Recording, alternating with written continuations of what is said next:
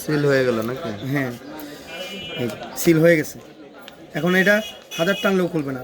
এই মেশিনটা দিয়ে চাইলে আপনার নর্মালি পাতলা যে পলিথিনগুলো আছে সেই পাতলা পলিথিন থেকে শুরু করে মোটা পলিথিন এবং আমরা যে ওষুধ বা ফার্মেসি যে কাজগুলো করি আপনার ফয়েল প্যাক যে পেপারগুলো আমরা চাইলে সুন্দর মতো এগুলো দিয়ে কাজ করতে পারি। হলো ভাই, এটা কি খুলতেছে? এটা হলো একটা প্যাডেল সিলার মেশিন, ফুড সিলার মেশিন 16 ইঞ্চি। এটা মার্কেটের সবচেয়ে হেভি মাল, তাইওয়ানের পরের এই সেটআপটা। এই যে এটা সম্পূর্ণ ডিজিটাল ফুড সিলার বলে এটা। ফুড সিলার পায়ে এবং কন্ট্রোল। এই অন্যান্য মাল যেগুলো ছিল এটার উপরে একটা সিলিকন রাবার ছিল আর ভিতরে থাকতে হচ্ছিল আপনার সিলার ক্লথ, বাট এই মালটা হচ্ছিল সম্পূর্ণ কয়েল। কয়েলটা আপনার ওই মালের ভিতরে ওই সিলারের ওই ক্লথ লাগলো বারবার, এটা লাগে না। এই যেটা হচ্ছে আপনার এটা হ্যান্ডেল আর হচ্ছে পায়ের এই অ্যাঙ্গেল স্প্রিংটা সহ, আর এই যেটা হলো যা ফুটের যে পায়ের চাপটা আর স্প্রিংগুলো। এটা আমরা একটু ফিটিং করে দেখান তাহলে। ফিটিং করবো।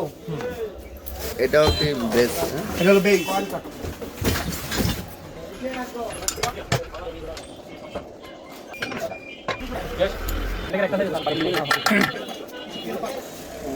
হিট হতে ম্যাক্সিমাম কত সময় লাগে? 150 আছে এখন বর্তমানে। হ্যাঁ 50 ডিগ্রি নাকি? হ্যাঁ 100 এই সেট করে দিলাম 163 এখন 24 আছে। এই মেশিনটা দিয়ে চাইলে আপনার নর্মালি পাতলা যে পলিথিনগুলো আছে সেই পাতলা পলিথিন থেকে শুরু করে মোটা পলিথিন এবং আমরা যে ওষুধ বা ফার্মেসি যে কাজগুলো করি আপনার ফয়েল প্যাক যে পেপারগুলো আমরা চাইলে সুন্দর মতো এগুলো দিয়ে কাজ করতে পারি। আপনার হিটও খুব বেশি লাগে না, এটা 100-110-এর ভিতরে হলে হয়ে যায়।